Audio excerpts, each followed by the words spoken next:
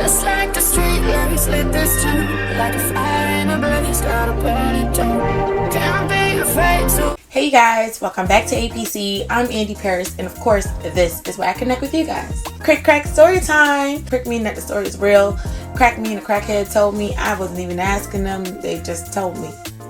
Y'all heard? So yeah, this story is about a boy. He is born in a very royal, well-established family. Everybody knows his family. We're gonna call this guy Jeff. So Jeff, his whole life, he never had to work for nothing. He gets everything that he wants. His family give him everything that he wants. He doesn't have to go and get it himself. So Jeff, you know, he's used to that good life, you know? What happened is, in Jeff's family, when you turn a particular age, they feel like, okay, it's time for you to start adding to the royalty, adding to the wealth, adding to the family, so that our legacy can continue and going and going and going. When Jeff turned 18, Jeff didn't really understand that. And because he never had to work for anything, he just didn't care. So Jeff turned 18. He thought he was just gonna lay on the couch, do nothing. But no, his family actually confronted him. They went to him, asked him like, okay, so Jeff, how are you gonna be contributing to the family and the wealth? What are you gonna be doing? And Jeff was like, oh, I'm just gonna lay here. I don't know yet. I don't know. They was like, well, you need to find out. You're 18 now. You can't just be laying around doing nothing. And Jeff was like, but I don't know. I don't know what to do. You know? Jeff was very nonchalant about it. He just thought that everything would just come to him easily. He just felt like it'll come to me when it comes to me.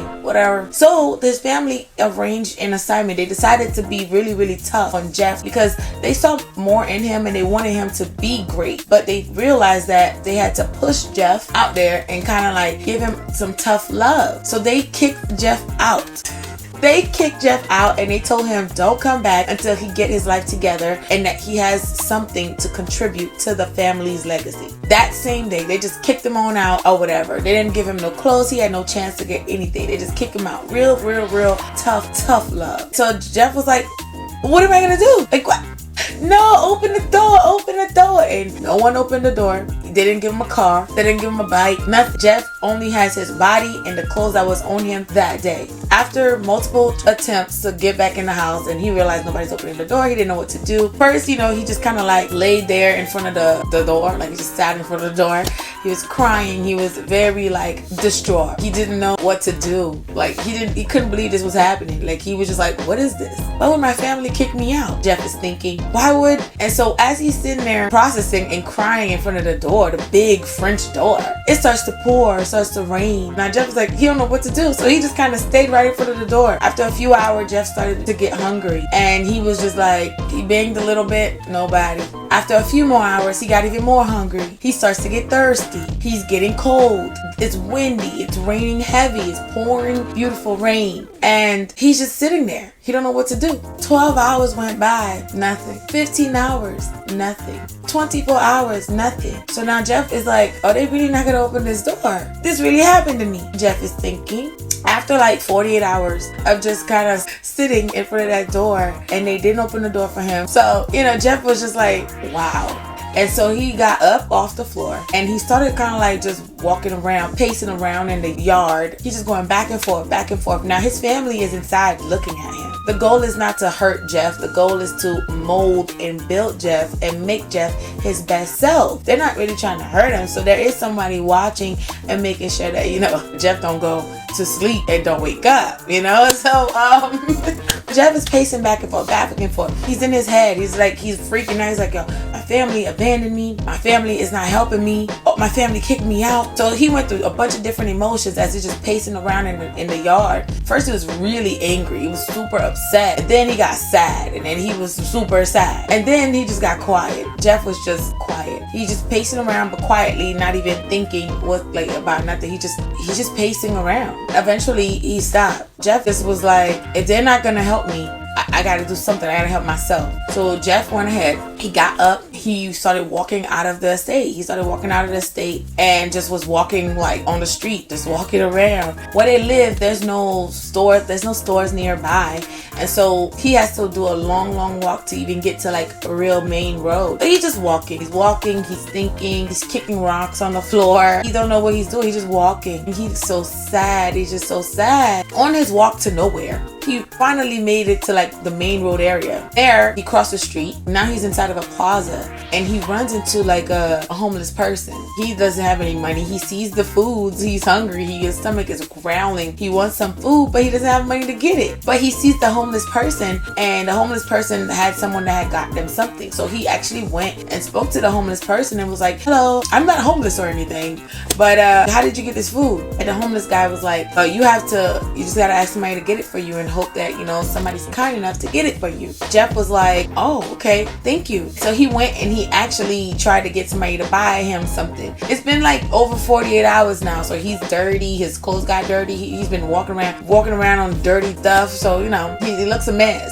So he started asking everybody that tried to get in the restaurant. He's like, excuse me, can you give me some food? I'm really hungry. I'll pay you back.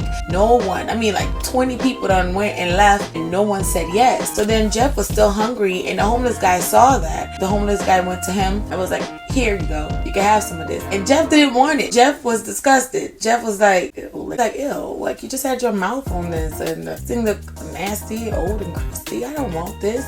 And so he declined the food, and he was like, no, thank you. I don't want it. It's okay. And he was like, I'm rich, you know. The homeless guy was like, really? I can't tell. He was like, I am. I'm rich. I'm from a wealthy family. I got money. And the homeless guy was like, really? Where is it? What's the money? Where's your money, Jeff? And so Jeff tried to explain what had happened and how they kicked him out. The homeless guy did not believe Jeff. He felt like Jeff was just making up stuff, like delulu, like just straight delusional. Jeff was like, I'm telling you. And so the homeless guy was like, come over here, come sit with me. And so he went to sit with the homeless guy, and they ended up having a real conversation. And Jeff was telling him that he lives not too far from here. If you go to this route, you go straight and down, you keep going, you're gonna find these houses, and that's like one of their estate, and that's his family stuff. And so the homeless guy, after hearing what Jeff had to say, so then he told Jeff his story. The homeless guy talked about how, you know, he used to be a teacher. He comes from a good family, you know, with substance abuse.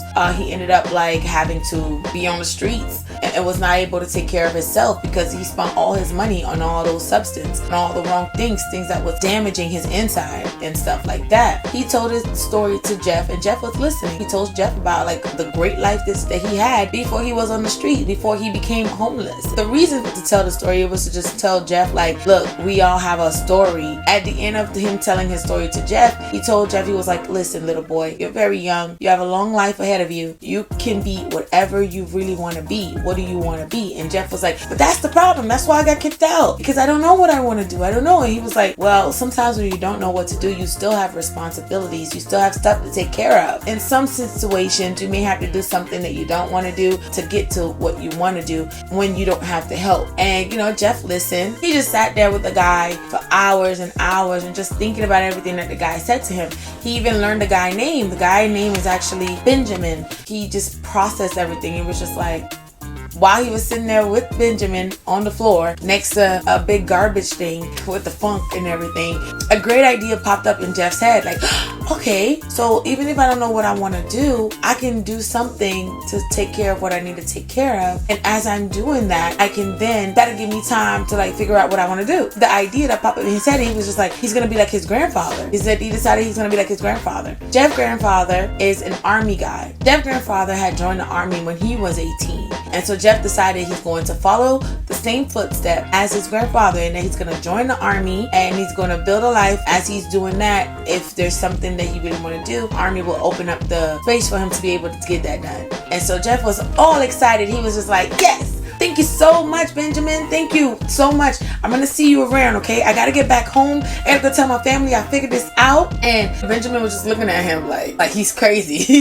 still doesn't believe Jeff. He was like, you always hang around here? And Benjamin was like, yeah, I'm always around here. So he was okay, you're going to see me again. Take care of yourself. So he crossed the street, ran back home, and he screamed at his family. He was like, listen, I figured it out. I'm going to join the army like my grandfather. I'm going to join the army. I'm going to make you guys proud of me. You guys are going to be proud of me. I'm going to add to this wealth. I'm going to add to our legacy. And then everybody was like, huh? He's going to join the army? Like, Jeff is like really lazy. He's not even disciplined. So they're like, what? Jeff ran back out. He didn't know where to start at first. He figured everything out. He fell in love with the process.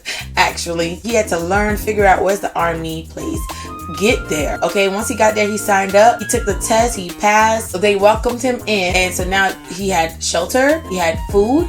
And so, Jeff's process began. He was so proud of himself that he was able to figure this out, but he never forgot about Benjamin, who helped him to put it together, what the family was trying to help him to see. And so, you know, Jeff worked and worked and worked and built himself. He started from nothing to training to building, and, you know, became a full soldier. You're full soldier. Now it's been over a year and the family haven't seen Jeff. They haven't heard from him, but they know that he's in the army. They don't know how he's doing though. They don't know if he's doing great or whatnot. A year later, Jeff shows up with a vehicle. He showed up real respected, well mannered. He showed up with, you know, a different sense. You know, Jeff became a man. He knocked on the door. Even though his knock was different, his family was so happy to see him. Like, yo, they thought they were like, yo, did we mess up? Did we mess up by doing this? But, you know, they were hopeful that they actually got through to him. And so they were super excited to see him when he knocked on that door. They were so excited to see Jeff. Oh my God, Jeff, it's you. Everyone is hugging him. Everyone is just so excited to see him. He has this calmness about him. He has this way of, like, you can tell, you know, Jeff found his purpose. Jeff found his path in life. You can tell, like, Jeff figured it out, dog. And so everybody's sitting down talking, and he's like, hello family, I missed you guys very much as well, and all of this and all of that. And so they're catching up, and Jeff is telling them, you know, this is what he's been doing, this is what he's been doing, and this is how he's adding to the legacy. And so everyone was just so proud of Jeff and everything. But then he was like, okay, I'll be back, you guys. And they thought he was gonna leave and they're not gonna see him for like a year again. So now they're like trying to keep him in. No, don't go out. Where you going? Where you going, Jeff? He's like, no, I just have to do something. I'm just gonna go right there, like right outside of our neighborhood. So he actually went outside of their neighborhood. He went across the street. He drove there, of course, and he looked for Benjamin, and Benjamin was there. So he got out his car. He walked up to Benjamin and he was like, hi, Benjamin, you remember me? And Benjamin was like, Jeff? That little boy Jeff? And Jeff was like, yes, it's me. How are you? How you doing? And Benjamin was like, oh, wow, it's so nice to see you. You look really good. Wow. And, you know, they start catching up. He actually hugged Benjamin and everything. He was like, remember, I told you I was going to remember you. He was like, come on, let's go inside. And he was like, inside? I'm not welcome inside of the restaurant. He's like, no, you with me. You coming inside. And so they go inside the restaurant. He bought him like a big old feast, had him eat. And while they're sitting there and Benjamin is eating, Jeff is talking to him. He's like, I never forgot about you. And he told Benjamin everything that he did. He went to the army, became a soldier, found shelter and everything. And he told Benjamin, why don't you do the same? And Benjamin was like, Benjamin felt like he's too old to join the army right now. Jeff was like, why don't you try something else? And Benjamin said, you know, he doesn't have any funds. He doesn't know where to start. He doesn't have a startup. And so Jeff pulled out his pocket, stack, okay, like about this big, a stack of money just for Benjamin. He handed it to him, and Benjamin was shocked. Benjamin stopped talking. He stopped eating.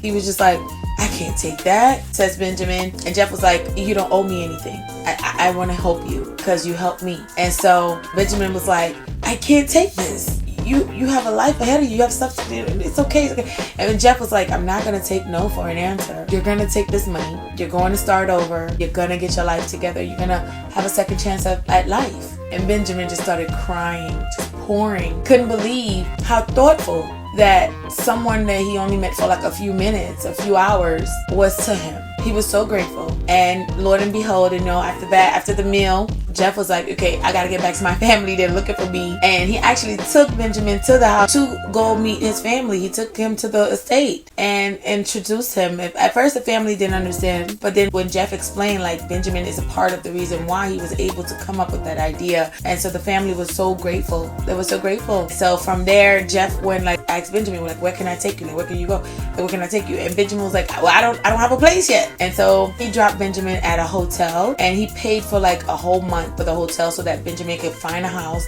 get everything situated. And from there, they became friends. Benjamin got his life together, built back up. They remained friends, and Jeff became the highest thing you can become in the army. Like, he became all of that. And now he's a boss man, businessman. Life is beautiful for him. He has his family, and he's added to the legacy, and everything is just what is meant to be. The end. That's a great story. I like that. That was a feel-good story. I hope you guys enjoyed it. Thank you for watching and chilling with me. Share the video with at least one person that you cannot stand, some people that you like, and absolutely all the ones that you love. Share the video, and I will connect with you guys on the next one. Peace to you. Bye bye.